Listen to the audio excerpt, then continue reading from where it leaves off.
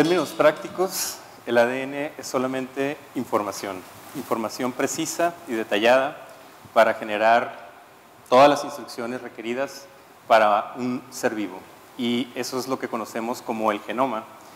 Y bueno, hay muchos tipos de seres vivos y cada uno tiene características únicas, pero todos comparten algo en común, que es el ADN. Y bueno, a manera de introducción, quisiera reflexionar un poco con ustedes sobre la vida misma, qué es la vida y cómo se define, porque ese es el objetivo fin de esta molécula. Y bueno, seguramente muchos se han preguntado eso antes, pero quisiera pues, dejar claro que estoy consciente que es algo que posiblemente ningún ser humano que respire en este momento en la Tierra podría definir. Y en palabras de uno de los científicos más grandes, Maxwell, podemos decir que, aquí están, que realmente ninguna persona podría determinar lo que es la vida porque estamos dentro del mismo problema que es la vida, ¿no? Entonces, ahora solamente quiero mostrarles algunas imágenes que pues, simplemente nos hacen darnos cuenta de la diversidad biológica que existe. Hay muchas formas biológicas, a pesar de todos los hábitats distintos que ocupan, de los alimentos específicos que consumen, de los, no sé, las características más oscuras de los depredadores hasta las características más nobles de las plantas que son productoras. Vamos a encontrar que siempre va a haber algo en común, y eso es que todos tienen una molécula idéntica en estructura y en composición química, y a pesar de eso todos son sumamente distintos y podemos obtener, como bien saben, muchos beneficios de toda esta biodiversidad. Se estima que hay alrededor de 2 millones de especies clasificadas. Sin embargo, sin descubrir, debido a que ni siquiera todo el planeta se ha explorado, pudieran ser de entre 5 a 50 millones de especies distintas. Y bueno, como ven, están en todas partes, en el agua, en el aire, en la tierra y en lugares que ninguno de nosotros pudiera imaginarse también. Y bueno, algo muy interesante también que cabe destacar de esto es que el ADN es una molécula universal y que tiene mucho tiempo en la Tierra, y el mismo investigador Francis Crick, que fue uno de los descubridores de esta molécula, llegó a sugerir que pudo haber llegado de otro planeta, que pudo haber llegado del espacio, porque las formas biológicas son tan diversas y tan complejas que incluso tantos y tantos millones de años que han pasado, pues pudieran ser pocos para generar tanta diversidad. Considerando que esto es solamente una pequeña fracción de lo que es toda esta gran esfera biológica que llamamos el planeta Tierra. Y bueno, antes de entrar de lleno al tema, quiero entrar a conocer un poco más a detalle lo que es la estructura del ADN, hablar sobre el código genético, para después platicar un poco sobre los temas que me ha tocado trabajar a mí en particular. Y bueno, aquí tenemos las últimas imágenes para pasar a lo que es ya la molécula de la vida y su estructura. Seguramente muchos han visto imágenes como esta, donde se ve una doble hélice y es muy famosa, es marca de muchos objetos.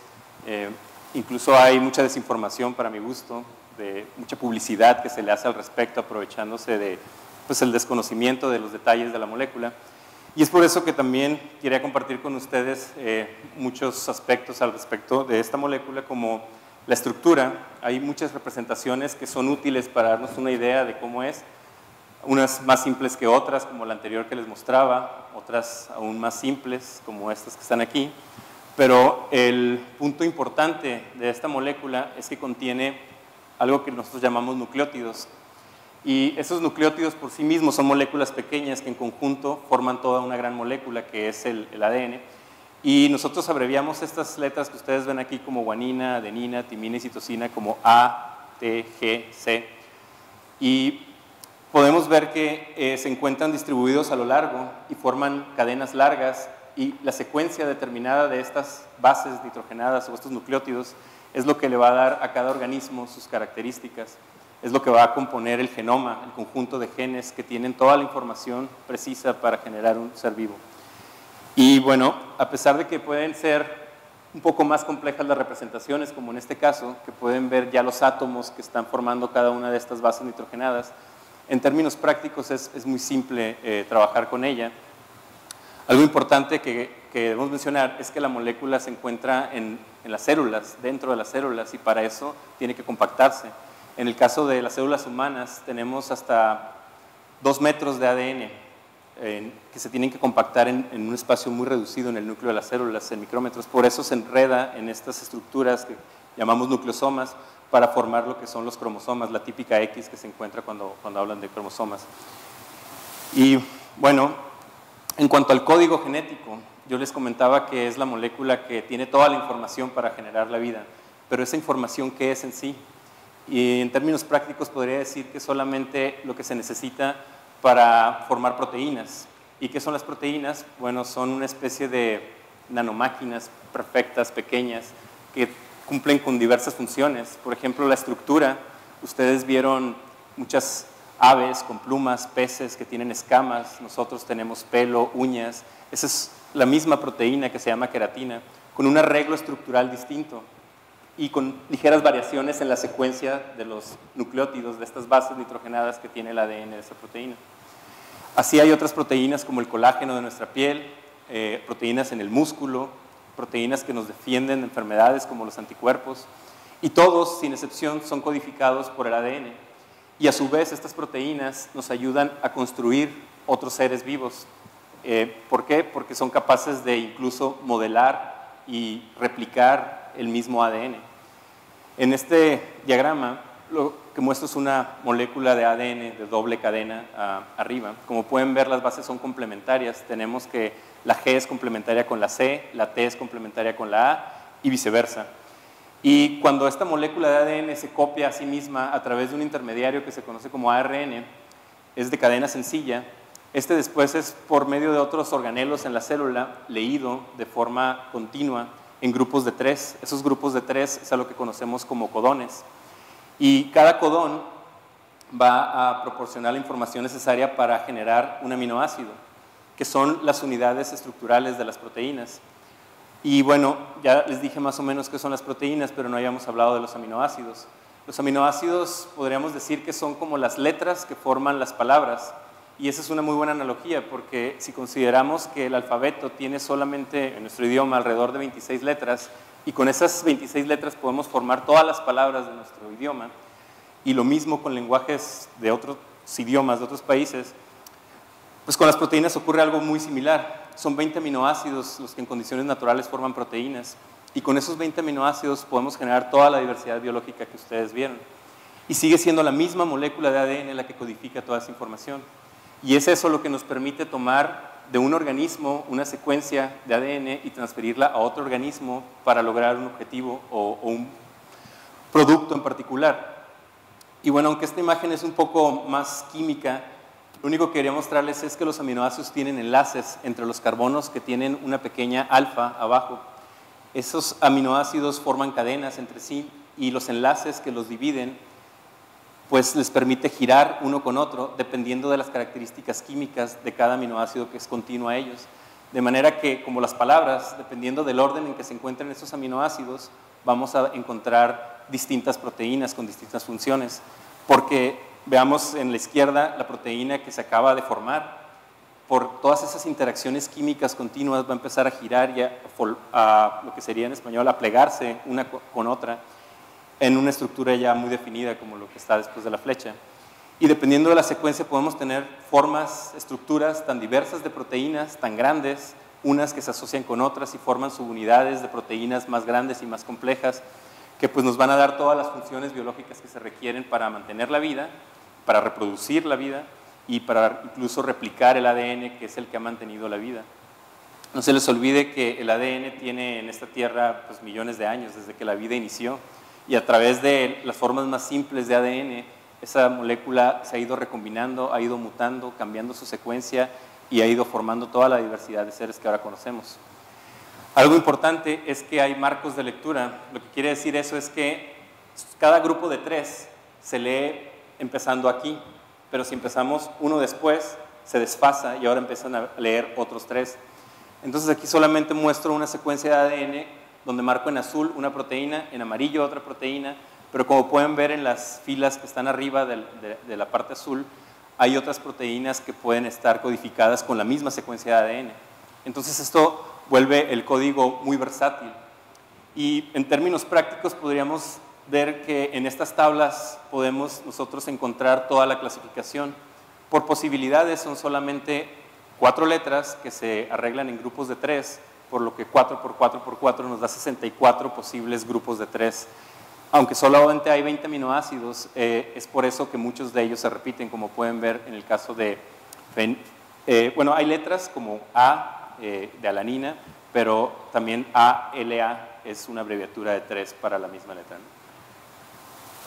Y bueno, continuando un poco con esto, las aplicaciones que esto nos ha dado, el conocer esta molécula y también el poder manipularla, ha permitido que generemos productos con los que antes no habíamos ni siquiera soñado. Podríamos destacar muchísimos, pero principalmente yo diría que están los medicamentos, los alimentos y los biocombustibles. Ya les comentaban hace un momento sobre la insulina, es un ejemplo muy clásico de un producto biológico, biotecnológico que se generó a partir inicialmente de extracciones que se hacía de cadáveres o de páncreas de cerdos, y después, al tomar el gen de la insulina humana e introducirlo a una bacteria, se pudo producir en la bacteria cantidades enormes de insulina. Y una insulina pues mejor que la insulina que se obtenía de estas fuentes. Bueno, en el caso de mi trabajo con influenza fue algo muy similar. Y ese consistió en tomar una proteína del virus y introducirla en una bacteria para que esta bacteria pudiera producir esa proteína. ¿Por qué? Porque, bueno, esa proteína es capaz de despertar una respuesta inmunológica, de hacer que el cuerpo ahora esté alerta para cuando el virus real venga, ya está como que identificado, ¿no? Entonces, los métodos tradicionales para la producción de proteínas consistían en, pues, simplemente generar virus, y esos virus se tenían que, en condiciones de mucha bioseguridad, inactivar y después purificar las fracciones importantes para formular las vacunas. Y en este caso, al tener la bacteria que es inocua y el gen que contiene la proteína para generar estos elementos de la vacuna, pues nos ahorramos todo lo que son los problemas de bioseguridad o el hecho de lidiar con embriones de pollo, que es lo que se utilizaba para propagar el virus. Se infectaban huevos con embriones. Y bueno, entonces les comentaba también, aunque no lo mencioné, que hay otros casos de manipulaciones genéticas exitosos. También el ADN sirve para diagnosticar, y ese fue otro caso que estuvimos también desarrollando. Con cantidades muy pequeñas de ADN se puede detectar la presencia o ausencia de un patógeno en una muestra biológica de un paciente. Entonces es otra forma también en la que el ADN ha abierto una gama de posibilidades en lo que es salud. Les comentaba también que en alimentos, pues todos saben ya de la industria de transgénicos, buscando hacer plantas que sean resistentes a sequías o a insecticidas que permitan hacer más prácticas las cosechas, o también plantas que produzcan más nutrientes o frutos más grandes. Y la parte de biocombustibles, pues es principalmente etanol, los organismos que son capaces de tomar azúcares, como naturalmente ocurre con la cerveza, con el vino y otros licores. Los podemos modificar para que sean aún más efectivos, convirtiendo productos de carbohidratos en etanol, y eso nos permite aumentar los rendimientos en la producción de etanol. Y también lo mismo pasa con las microalgas. Las microalgas tienden a acumular lípidos, y cuando se modifican químicamente, estas grasas sirven para generar biodiesel. Pero algo que también hemos estado haciendo nosotros en cuanto a la manipulación genética de organismos es lo que consiste en descubrir los secretos de las abejas. Las abejas son muy interesantes porque producen miel, pero también producen jalea real. Y la jalea real se la dan solamente a las abejas reinas. Las abejas reinas, como saben, pues viven 10 veces más que las obreras y tienen otras características como la fertilidad, aumentan su tamaño, y la clave es una sola proteína que se encuentra en la jalea real, que se llama royalactina. Nosotros tomamos esa proteína y la introdujimos en una levadura en este caso, y esa levadura es capaz de producir grandes cantidades de esta proteína, por lo que ya no es necesario que en los apiarios recolectar gota a gota las cantidades tan preciadas de jalea real. y todo lo que implica lidiar con cantidades grandes de abejas que están produciéndolo. Las levaduras crecen, son muy similares a cómo se elabora la cerveza o el pan y crecen fácilmente en reactores. Y bueno, finalmente quería hablarles un poco de las perspectivas a futuro. Y aquí podríamos hablar de dos cosas principalmente, lo que es la epigenética, que es toda esta ciencia que estudia lo que va más allá de la genética. Sin modificar el ADN, las condiciones ambientales pueden causar cambios muy drásticos en cómo este ADN se manifiesta, a pesar de que su secuencia no sea modificada. Y bueno, ese es el caso de esta proteína con la que las abejas se alimentan y pues viven 10 veces más. Pero también ha habido otros experimentos muy interesantes de un investigador que fue premio Nobel por descubrir el VIH y otro ruso que también ha hecho experimentos que hasta cierto punto son muy controvertidos porque lo que hacen parece casi magia.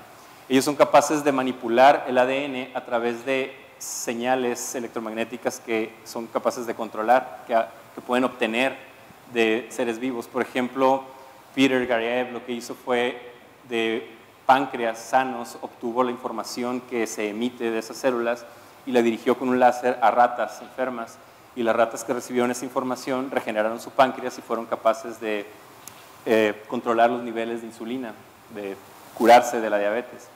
Y Luke, por su parte, lo que hizo fue simplemente replicar la molécula de ADN sin tener información ahí, enviando la información a distancia.